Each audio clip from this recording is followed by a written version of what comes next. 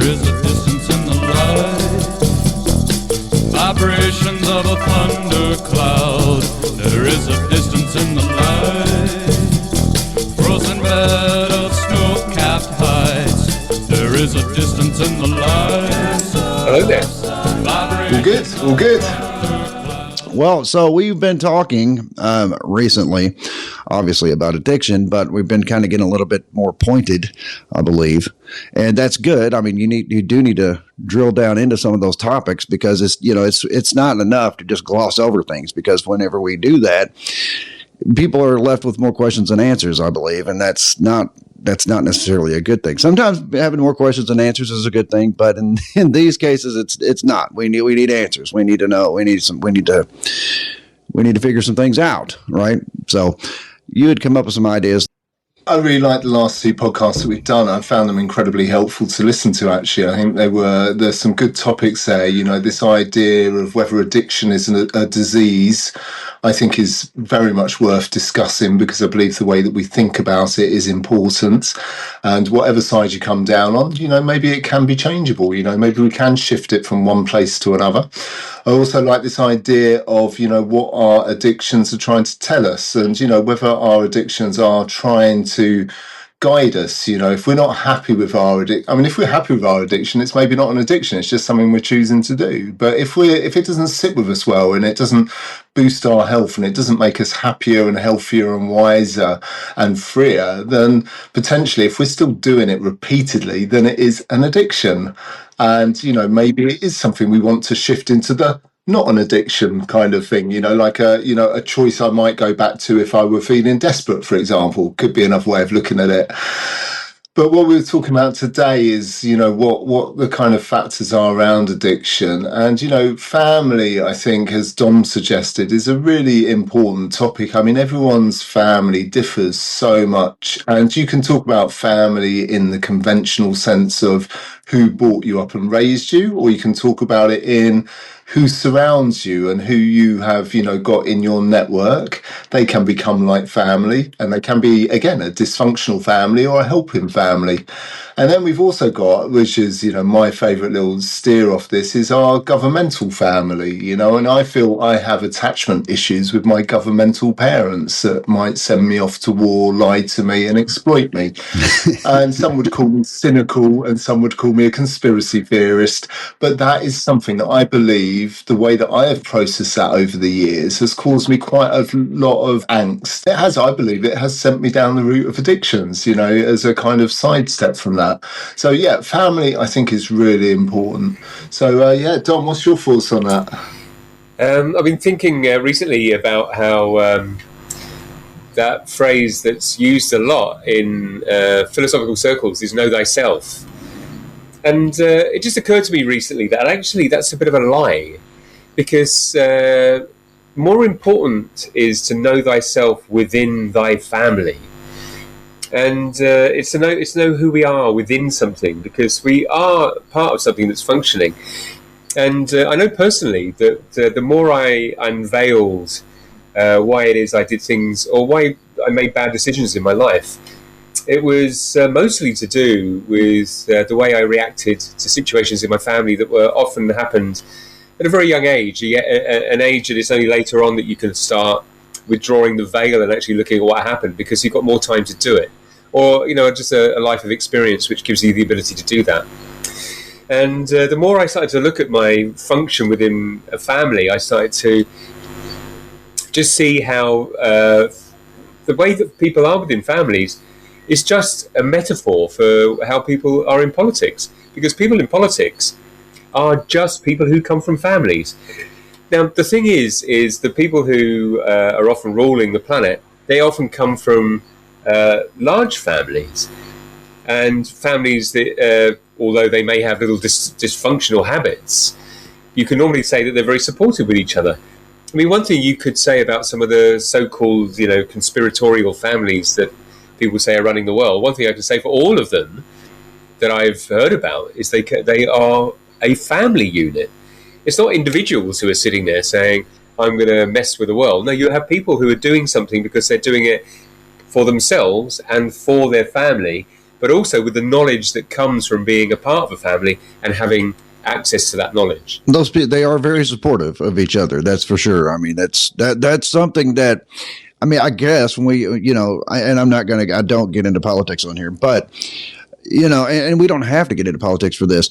It's just the more elite families of the world, as you say, they definitely do. And something that I would have never really put the two things together, even though it's glaringly obvious. But they definitely stick together. I mean, they definitely promote each other. Now, do they have issues in the background? Yeah, but we'll never see that. And that's actually another form of supporting each other. It's like, look, I'm going to support you till the bitter end publicly. But now, behind closed doors, they may have some serious issues, and they may be like, I really wish you hadn't done that because now I've got to do this. Yeah. In order to support you. Because they understand how to help people within their family, because that's what they're doing. They know how to steer them in a good direction, but they also know how to do the opposite. I mean, if you know how to help people, you'll also know how to send people down a very dark alleyway. I think was that song by R.E.M. I basically saying, I could turn you inside out if I wanted to do. It's this if I had the choice. And if people come from what you might call, a working class family where people grow up with little revenue and not a very good education, people won't have learnt those things. What they'll be on the tail end of people who have gone down a dark alleyway. They won't be within a family where they can see both sides, where they can see how to help people. And that's why I think family is very important. So this is why I think the whole know thyself phrase is almost sending people off in a dodgy direction. I mean, yeah, the family dynamic should be doing is get to know themselves. It's definitely a thing. I mean, whether they're dysfunctional or highly functional. And then again, at the same time, we also really, if we're being honest, we'll never really know, because I think that every family that appears to be functional, the more functional they are, I guess the more it makes me question, how are things really, Of course, I mean, I don't get into it too much. I've always been pretty good at minding my business. So, there's that. But like, for example, with my own addiction and my own family, they've always been very supportive. And, and I know that being in a lot of groups and, support groups and things like that, that's one of the big complaints a lot of people have is they were always on their own. And it's like, I had nobody there, or my family were a bunch of addicts too, or, things like that. So they always had that. Now, I guess maybe I had it very good because I can't complain about my family. My family, they were not abusive. There was nothing traumatic really that happened in my, anything like that. So I can't claim that. But like whenever I did find addiction, I hid it very well for a long time because I did stay a pretty functioning addict for a very long time. I continued to work and all that. And then, of course, there was a time where I guess it became very obvious to them. And then I, of course, thought that I was still kidding them. It's like, okay, you think that they think there's not a problem. And anytime somebody would mention it, of course, I was like, no, there's not a problem. I'm fine. Everything's fine. And I know, looking back, that was not the case, obviously. And then there's no way they would have believed me. Like, for example, one of the stories I've told is I had to go get an ID made one time when I was like really deep into addiction. And at this time, I thought, you look okay. I mean, yeah, you could probably use a haircut, definitely a shave. But besides that, you look fine. Everything, you look like just anybody else. But then after I got sober and I saw that ID, I was like, God, I look like hell. I mean, I really did. I looked bad. Of course, at the time, I'd convinced myself I looked great. I was, you'd probably need a haircut. That's about it. No. I looked bad. I looked very unhealthy. Looked like what you would consider a junkie to look like. Of course, I didn't think so. But as far as my family is concerned, yeah, they had to at a time basically cut just sever the ties and allow me to go crash and burn and just hope that I didn't die. I mean, that's kind of at the point you get to. It's like, look, we can't continue to enable him, because every time we enable him, he's just going to keep doing more and more, and then it's going to be on us. So if we allow him to just go and crash and burn, hopefully don't die, then eventually we can probably reel him back in. And that did happen. I mean, I did get in some trouble, and then I ended up back at my dad's. And he saw that as an opportunity. Hey, now's when we can really bring him back in and show him all the love and support we can so that we can hopefully get him to get sober and stay sober. And that's kind of the family dynamic as far as supporting each other. But sometimes supporting each other is not supporting them. But what worked out of interest? I mean, do say if you don't really want to talk about this on air. But was it that separation that made you realise that it's time that you did something a bit more serious about recovery? Or was it something else? So, when they do stop enabling, that does put you on, you got no support system now. It's like you're completely on your own. And it gets to the point where, you need a lot of drugs every day and you're not working. Nobody's helping you. And it gets to the point where it's like, I can't do this anymore. And you just can't. I mean, it requires entirely too much money to buy the drugs, because it balloons to the point where you just can't do it anymore. When you had people who were enabling you, you could always manage to save some money here, maybe borrow some money there, whatever. But when all that's gone and you're on your own, and it makes you feel very isolated. And some people see that as being very cruel. But you have to do that. You do. I mean, I know that now, right? I felt like they were they just hated me because they thought that I was a druggie. Of course, I always thought I was under control. I had it under control. You always think you have it under control until you realize you don't. But once I did come crawling back and like I said, with my dad, he was like, I went back to his house, so he was the first to see it. He was like, oh, wow, I think we've got a chance to bring him back in now. So he kind of called my mom. My parents are divorced. So he kind of called my mom. He's like, Matt's back. And by the way, I think he's ready. I think we can get him back in here now. We just need to really show him some support. And they did. Like my mom would come and pick me up every day and take me to lunch, things like that. And that did matter a lot. But what also mattered was when they cut me off and they shut me out, put me on the, basically on the street on your own. I hope you don't die, but I can't continue to support this.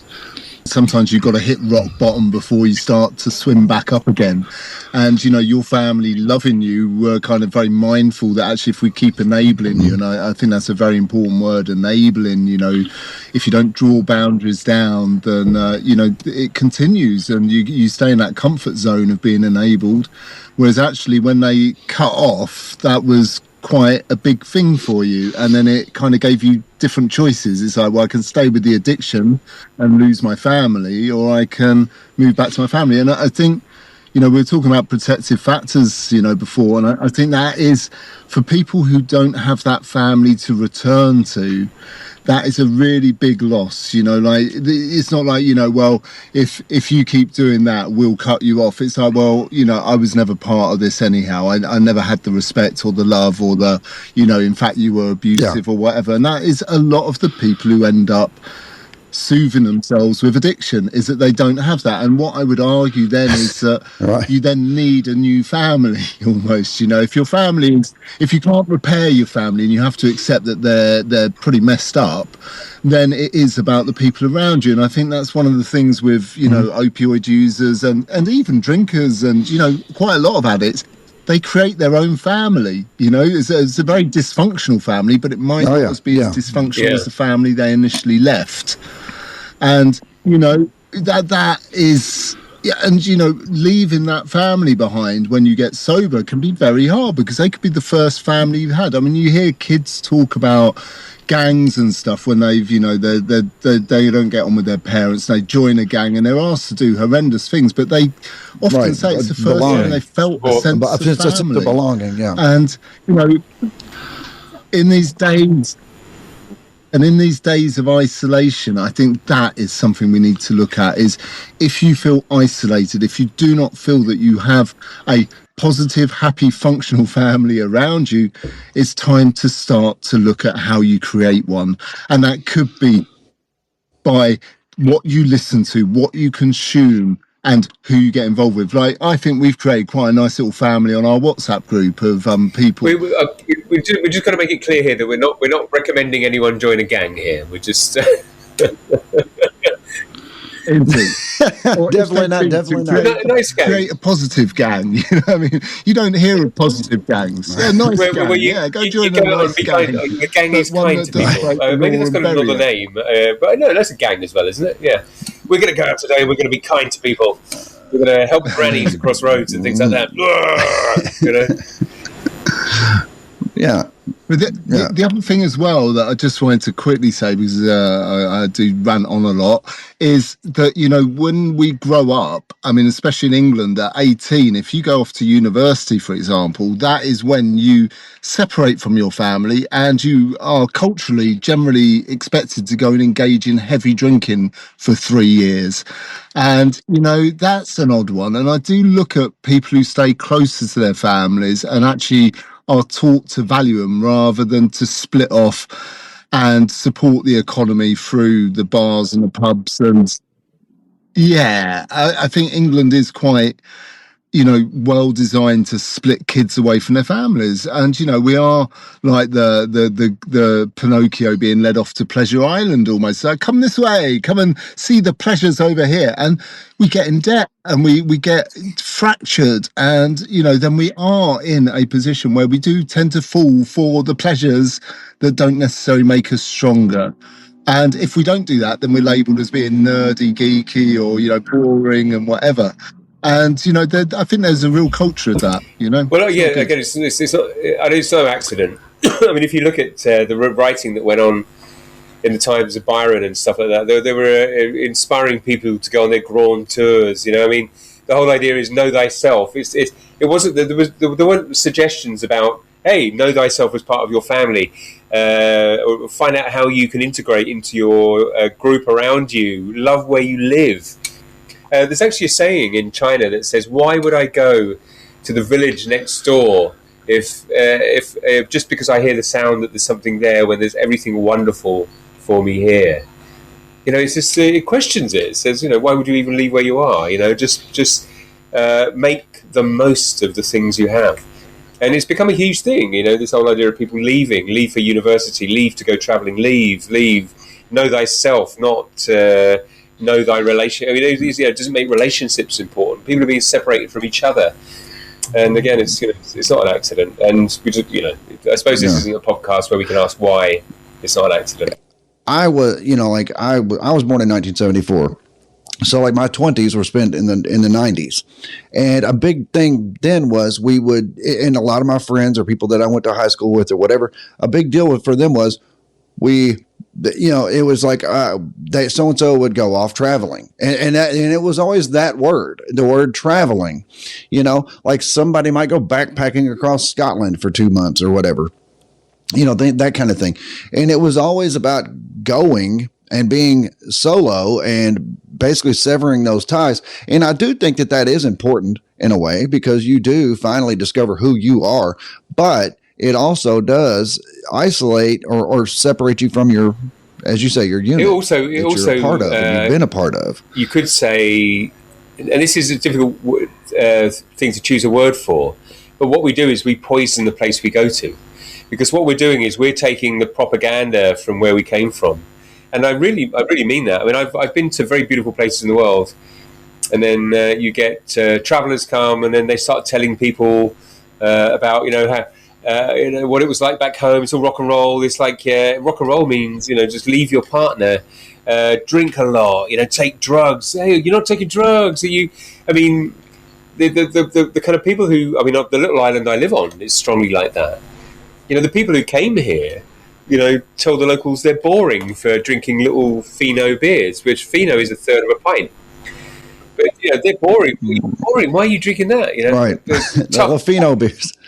Get a big 40-ounce. That's what people in the UK do. People in the UK are tough because we drink pints of beer. And then we throw up on ourselves. Right. The thing about leaving the family and going and, you know, making your own way and doing your own thing,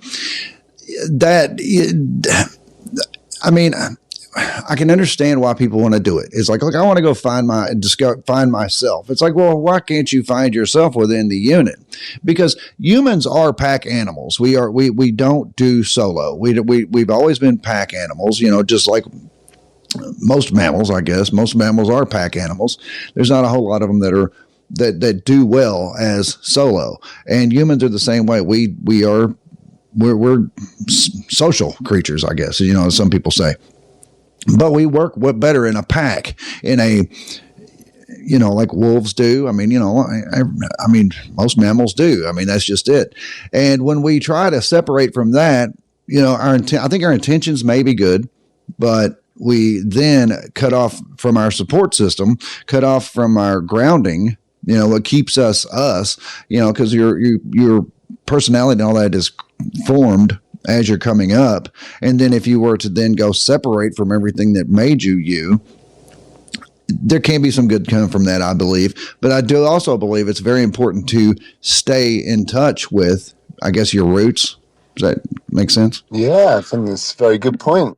And one of the ones that we've got going on at the moment, we've obviously got the World Cup football going on. And, that's very much, people do see their team and supporting their team as a family, like even to the point that in England, we'll go out and beat people up over it, And, I think, football is, however, about tribalism potentially, and maybe that's always said as a kind of good thing. Well, it gets people together, it gets fathers and sons together, and it can be a bonding experience, like with sport in America. And I don't know. I mean, for me, I kind of see it as, well, yeah, it does kind of put people together, but it also divides people. And is that, that division and that competing against each other healthy, or should we be looking to help each other out regardless of what football team we support or what political party we support, or, all these different areas that we're divided on. And, newspapers are in their very nature designed to polarize people, I believe. And I think that again leads people feeling isolated, alone, or full of angst, and more prone to addictions and addictive behaviors, be it shopping, gambling, pornography, drinking, smoking, drugs. We tend to keep ourselves comfortable when we're not feeling fully at peace inside, I think. That's my biggest philosophy over the years. For me, sport has become a very clever part of a large propaganda system.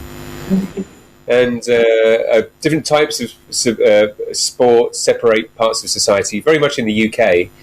If you play rugby, you're from a different class of society. If you play football, you're from a different type of person. If you row, you're a different type of person. You can see that football, or what you'd call soccer, is if you look at the World Cup at the moment, there are a number of themes that are all to do with control or accepting control. You can see that the referees are now just controlling. There's nothing pleasant about them. You do what you're told. If you look at the referees are listening to AI in the background. There's the three people who stand there looking at the monitors. Two of them sitting down, one of them standing up, looking. There's someone controlling the people who are controlling, and there's someone controlling the two people that are controlling the people who are controlling. It's all about control. And I mean, even the football. I'd be going down a sticky slope if I started saying that perhaps not all of it is a surprising outcome as you might expect, because the different countries I go to, football has a very different impact.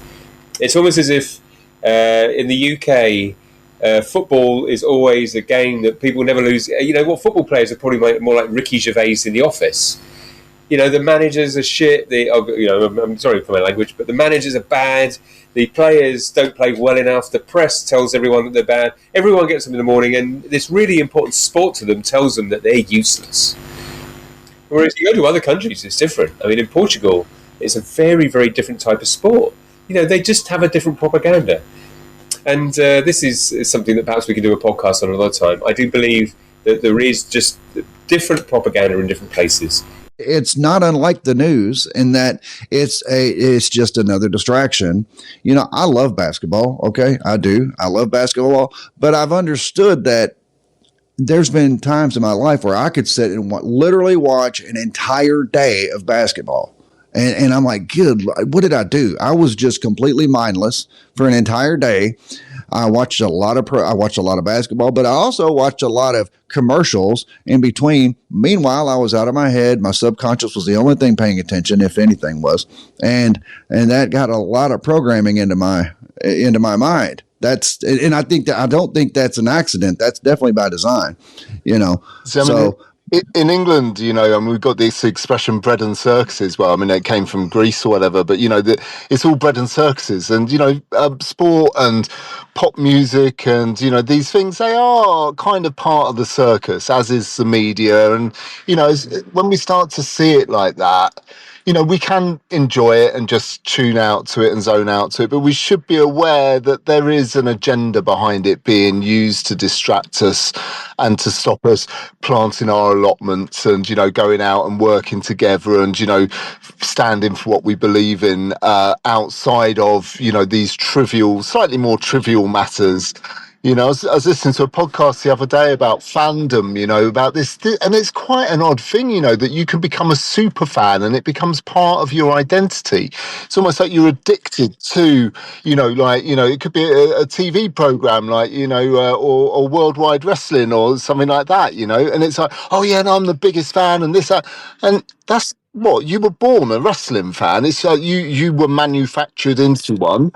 And, that almost is an addictive thought pattern that you start, enjoying to the exclusion of other things that you could be moving forward. I mean, we're hugely advanced creatures, even if, for example, you might have, what is registered to be a lower IQ, for example. You might not be as quick at pattern spotting and whatever.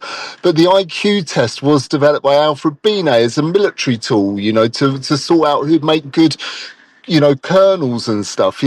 I believe that even, some of the more less academically bright people that I've met are still capable of incredibly, truly amazing things, And this is the problem. You'll hear a lot of people say, oh, but I'm stupid, or I'm this, that, and the other, or, oh, yeah, well, I just like wrestling or whatever. Yeah, that's what you've become, but you could be more. And, if you don't believe that you could be more, you probably won't ever become more. And you will settle for less. And we're coming back to, what you were saying earlier, Dom. Yeah. You put a post up earlier saying that that we just become what we see. Yeah, we do become what we hear, see, and hear. If we listen to something enough, I think we're using it in a reference to actually Alcoholics Anonymous, weren't we, when we were talking about that and saying that if you hear every day that you've got to tell yourself that you are an alcoholic, after a while you actually start believing it. Oh wow, yeah, that's true. I mean, we were talking about that last episode. Like we were saying, at the meetings, it's like I would go as a heroin addict, and they'd be like, "Oh, you got to say my name's Matt. I'm an alcoholic." I'm like, "Well, I'm not an alcoholic. I'm not going to continue to come in here and say it."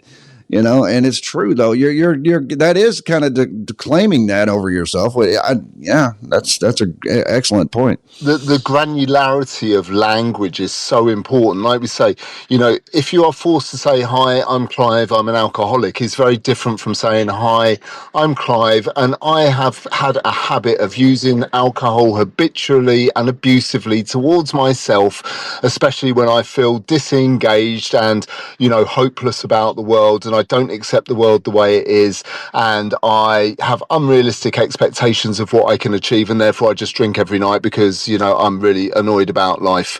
That's a totally different scenario, and it takes years of therapy or self-reflection or good friends and good conversation to actually start to voice that. And when you do start to voice it, it's very empowering, I think. And yeah, I do believe certain groups like Alcoholics Anonymous might discourage that exploration of granular language.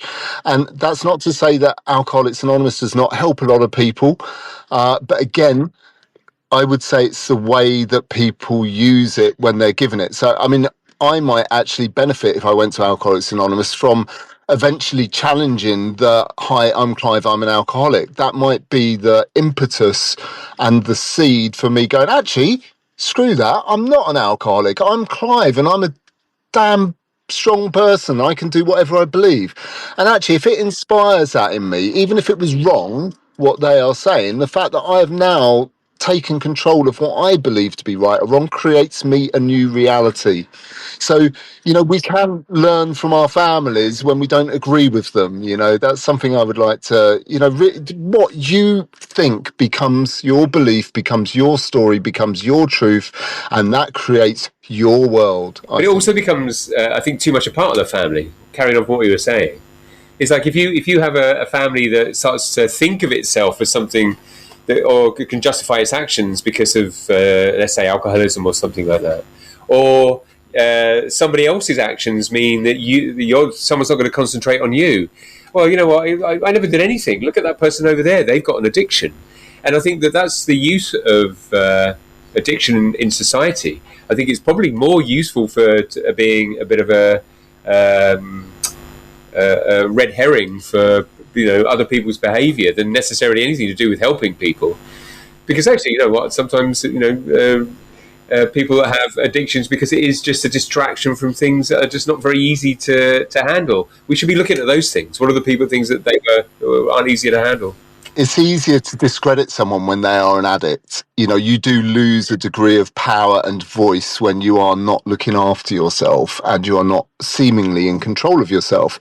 And I think it's something you said earlier, Dom, about, that powerful families will work together, but they tend to ferret out the ones who disagree, and actually once you've been ferreted out and isolated, that's quite a vulnerable position to be in, or a very strong position. You could see it as a strong position and you go, well, actually I'm totally free and I'll do whatever I choose now. Or you can feel isolated, outcast, and then go down a route of self-destruction possibly, so. But again, a good family will not let you do that. A good family will bring you back in and go, hey, what's up? And like Don was saying the other week, if you get very drunk in European countries, they'll quite often gather around you the next day and go, so is everything all right? Rather than, well, you got wrecked last night. Nice one, John. You know what I mean? It could have been 10 pints more, You said it was Spain, I believe, wasn't it? Where if you get just completely shit-faced drunk, they, instead of the whole, yeah, you really put them away last night, they actually gather around and like, what's going on with you? Why would you do something like that to yourself? Yeah, they suddenly get very supportive with each other. I mean, support is a natural reaction in Spain. I would say, actually, from actions that are happening recently in my own life, I've been a witness that support is almost non-existent in the UK now. I know someone who's very ill who I arranged, and again, I can't talk too much about this online because I don't really want to be pointing a finger at anyone. But let's just say I found someone to be in need of some equipment that might help them in a position they are with the ability to communicate. And I arranged that, and nobody's helping. Nobody's going. Family, they're not visiting even hospital. There are probably 3 friends who are actually going to help out in a 2-week period, including sons and people like that.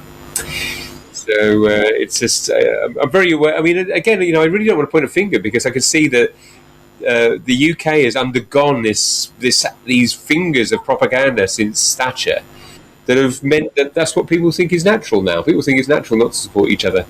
Whereas I live in a place. One of the reasons I live where I live on this little island in the Atlantic is because people still feel it's natural to give people. I think that's good. You guys want to wrap this up? Yeah, I'm going to have to do some work. So it's been an official car podcast from me. Yeah, this has been one of those that I think is as crazy as it may appear to be at the onset. It's like it's going to end up being one of those really good ones. It's like that was so organic. Tom, have you got any closing thoughts? No, I think we talked about a lot of interesting things there and lots to ruminate on. It'd be interesting to hear how Clive edits it. So thank you for doing that, Clive. Yeah, definitely. Thanks for that, because I don't know that I could edit this one. This is probably one of those that I just kind of leave in the file folder. But you got any closing thoughts, Clive? Just if people want to come check us out at mysoberaddiction.com or breakingmyaddictions.com, or come and join the WhatsApp group that we're all in and trying to run for the benefit of everyone who's in there, really. Everyone tries to help each other out. And I think there is a lot to be said for embarking on your own journey of improvement and also helping others along the way who are a couple of steps behind you, possibly, and also get helped along by the people who are a few steps ahead of you. You know, there's nothing wrong with being in the middle. It's quite good to have some people in front of you and behind you, and to actually, you know, use that as community. You know, I think that's a really important thing. So, well, one thing that I would like to point out real super fast, 30 seconds. I mean, you know, like particularly this week, you know, we have found that we have a couple of guys in there that are dealing with some things in their life that none of us have dealt with, that I'm aware of. I know I haven't. And it's been very eye-opening, because I see it as like, wow, you know, that's definitely a completely different side of this whole thing, you know, addiction. But it's, you know, it's like, but as different as it may be, there's a lot of similarities, and we can all support each other, even if you're not familiar with it, because it's still, it's a thing where we're dependent on something, you know, whether, no matter what it may be. But yeah. So anywho, that's what we got. we'll be back next week. Your loved ones. we love you, and I'll be back directly, and so will these two guys. Loving you both. Cheers, Matt. Cheers, Clive. Hey, everyone. I spent too much time chasing the darkness of my mind, fighting battles that don't belong, that injustice mine to own grows the seeds that I now sow. No need to rewind or to outrun, solve the war of what's been done. Present here I carry on, stronger, stronger.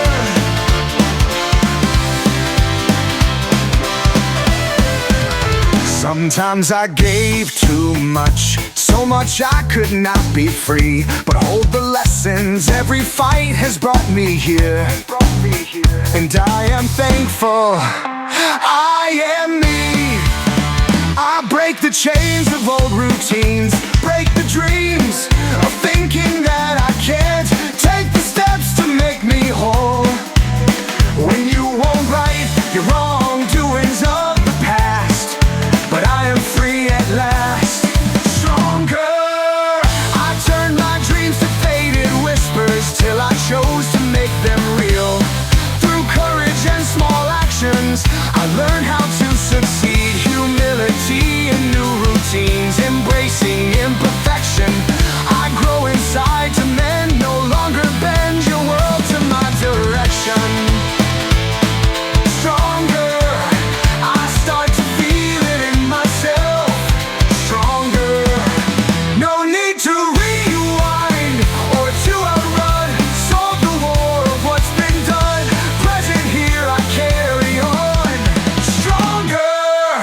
I've learned to value what's in my hands, flow to peace, not fight and stand.